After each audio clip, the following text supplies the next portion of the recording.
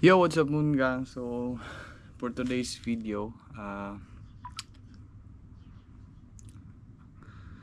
titingnan natin yung mga comment ng mga natin itong minamahal nating subscribers. So, before I will start in this video, sa mga hindi pa po nakasubscribe, please subscribe Edmond Chavez Vlogs and hit the notification bell para every time na mag-upload ako, manonotify kayo. Then, yun moon gang. Then, basahin natin yung mga comments dito. Ay, Mungang, marami pong salamat pala sa mga nag-greet sa akin ng birthday ko. I really appreciate it, Mungang. Lalo na sa team Mungang na laging nagko-comment. Maraming salamat sa suportan niyo, Mungang. Umabot 3,000 pala subscribers na tayo sa YouTube. Then, here we go.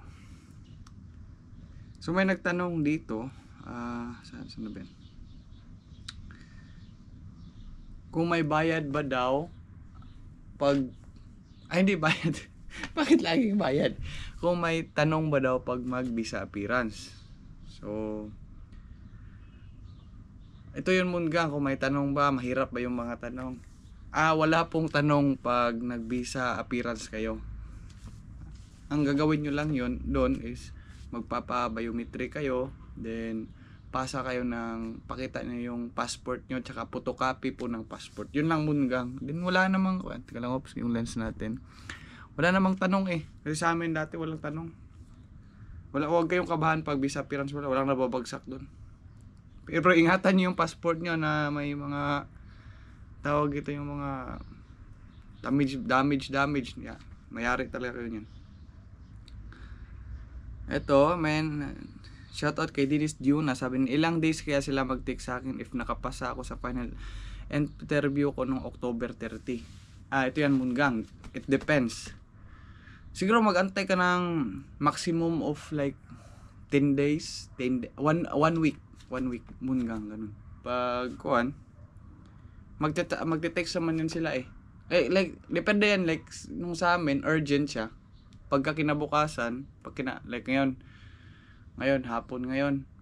Pagka bukas ng hapon, chinat kami, tinext kami isa-isa na ito yung mga list of the passers. So ganun yun Mungang. Like kung sa magantay lang kayo ng antay kayo ng like maximum of 1 week lang, 5 days, 7 days, ganun, 1 week lang Mungang. Then shoutout kay Alex Gipula from Oman, taga Cebu daw siya. Sabi niya laki pala ng tax dong na single daw siya.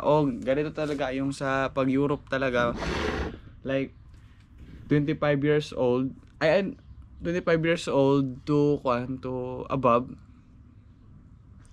may tax na ang tax umaabot ng mga 30 to 33% yung tax. Ganun Mungang. Ganun talaga. Pero at least nasa Europe ka, di ba? If you're single, may gusto mo na mag-travel, it's your chance. Mag-Hungary ka na or saang part ba ng saang part ng Europe. Maganda ang Europe pag travel. Then ano pa ba?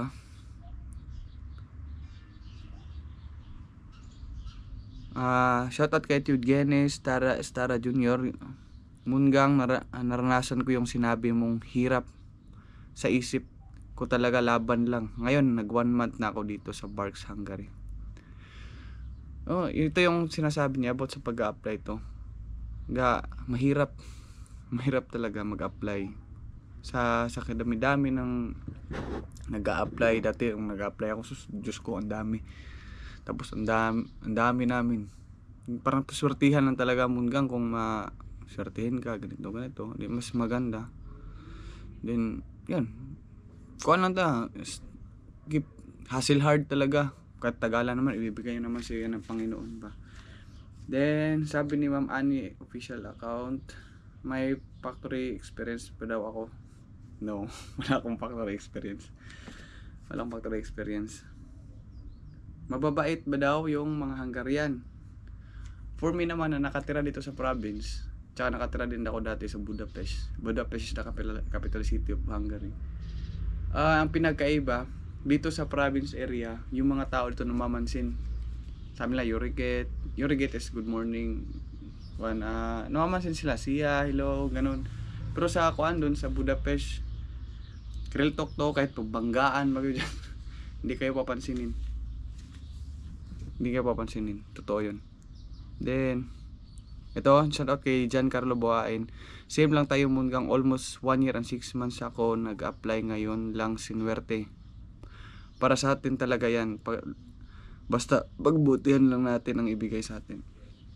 Ito, sa mga nanonood ko ngayon na mga nag-a-apply, na pinaghihinaan ng loob, na kailang apply, di pumasa. Tingnan nyo si Giancarlo Buhain. 1 year and 6 months na pag-a-apply. Pero dahil dedicated siya sa pag-a-apply, gusto niyang makapag-abroad. Kahit nakailang bagsak, nakailang kuan, na hindi, I don't know if nabagsak, hindi napili, ganito. Pero, laban lang. Ngayon, dito na siya sa kuan, dito na siya sa Hungary. So, ngayong mga nanonood dyan, na andyan pa sa Pilipinas, or saan mang sulok ng mundo, if like gusto nyong mag-try dito sa Hungary, then go ahead. Then, tingnan nyo siya, 1 year and 6 months siya. Ngayon, andito na siya sa Hungary, di ba? Hindi ko alam, Hungary ba to? Giancarlo Buhain, Hungary ka ba? Basta nasa Europe na siya ngayon. So, kung hindi ka man, like nag-exam ka, or interview, hindi man nakapasa, or hindi ka man napili, natural lang sa atin yung parang makakaramdam tayo ng pagod, pero hindi naman yung tipong susuko tayo. Pahinga lang, tapos apply ulit, ganun lang ba? Kasi sa akin din, nandito ako sa Hungary. Ako rin, gusto ko rin makatulong sa inyo na sa pamamagitan ng pag-vlog ko. Like sa akin, pag may nagtatanong dito sa YouTube ko, ginagawan ko ng vlog. Hindi na ako nagre-reply sa kuan. Minsan nagre-reply ako, hindi ako nagre-reply sa messages. Ginagawa ko ng vlog para mas maintindihan nila. Kasi yun naman tayo mga Pilipino, magtutulungan tayo. Sino yung walang idea? Kung ako, may idea ako, kahit konti, hindi mo tayo matalino. So, sinishare ko through my vlog. Alam nyo naman na ang sahod sa Pilipinas, maliit talaga. Gusto mo ng malaking ipon, abroad talaga. Then, boss, sobrang payat mo na. Shoutout kay Nelson Sembran. Ganito talaga yung Munggang, kasi yung trabaho namin talaga dito, mahirap. Hindi naman sa nagre-reklamo ako, mahirap. Joke lang. Ganito kasi Munggang. I'll give you an example. Yung pumunta dito sa trabaho namin, maraming mga malalaki yung matataba ba?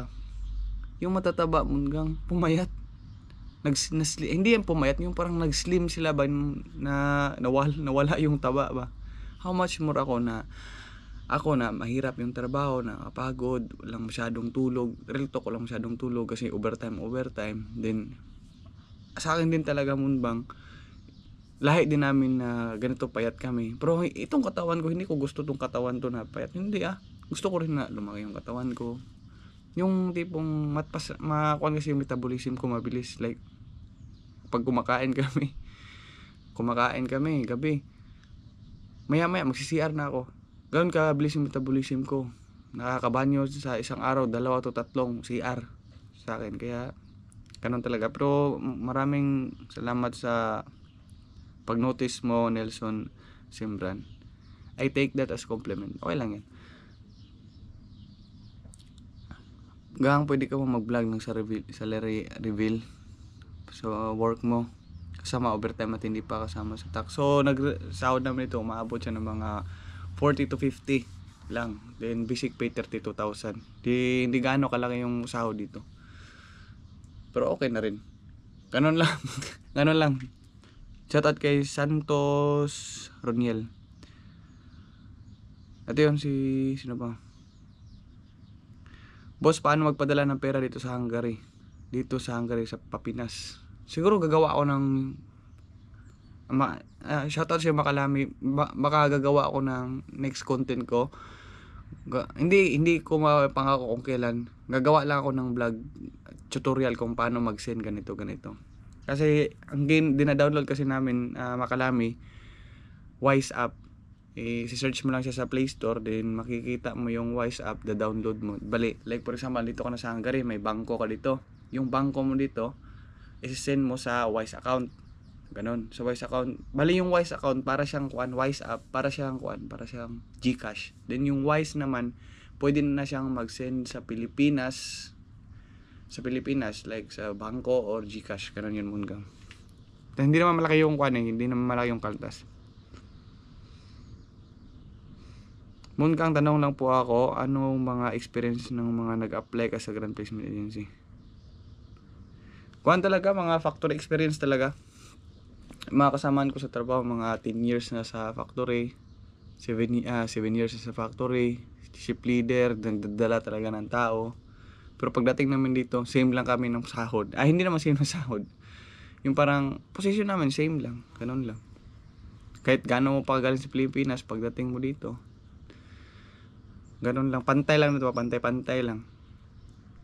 Then, meron ding iba kasi na hindi na may iba sunartan kahit walang experience nakapasok. May mga ganon din cases. Then, yun lang naman Moongang So, sabi ni Grace Intramos, 24 inches yan Moongang. Sumunod sa pinakamalaki kasi 28 inches yung pinakamalaki. Yung she's talking about sa maleta. So yun lang naman Moongang. Maraming salamat po sa panonood ng video ko ngayon sa vlog ko. Sa mga hindi pa po nakasubscribe, please subscribe to my YouTube channel, Edmond Chavez Vlogs, and hit the notification bell Moongang, para every time na mag-upload akong new video, you will get notified. Every time if I will upload a new video, you will get notified. And also I have TikTok, Edmond Chavez Vlogs, Instagram, Edmond Chavez Vlogs, Facebook, I have 2 Facebook accounts, Edmond Chavez Vlogs and Edmond Chavez Vlogs 2.0. Din maraming salamat po sa panonood. Shoutout sa Team Moongang. Sa mga mensahe ko naman sa mga kapwa OFW dito na kahit gaano kahirap yung trabaho natin, enjoy lang natin. May problema man. Then may member rin kami sa Team IMAC na kay si Boss Mick na yung tatay niya na mayapan yung tatay niya. Yun yung mahirap Moongang pag nasa abroad ka, like nawalan ka ng mahal sa buhay. Mahirap talaga. Condolence sa'yo Tol, Boss Mick. Mahirap talaga. Kaya pakatatag lang. Yun yung mahirap pag nasa abroad ka, hindi ka basta-basta makauwi. Masakit, ganun. Then sa iba naman Moongang, yung mga nag-a-apply naman, laban lang, kahit hindi pa kayo nakatanggap ngayon, walang problema, next ulit, pahinga lang, dasal, ganito at the right time, ibigay din sa inyo yan. Marami na akong followers Moongang na like simpleng video ko, na-inspired sila, and andito lang sa Hungary, nasa Barks, sa Debrecen, dahil lang lang talaga sikap ba, porket hindi ka nakapasa hindi ka napili, 1, 2, 3, 4, 5, yun lang, laban lang hanggang sa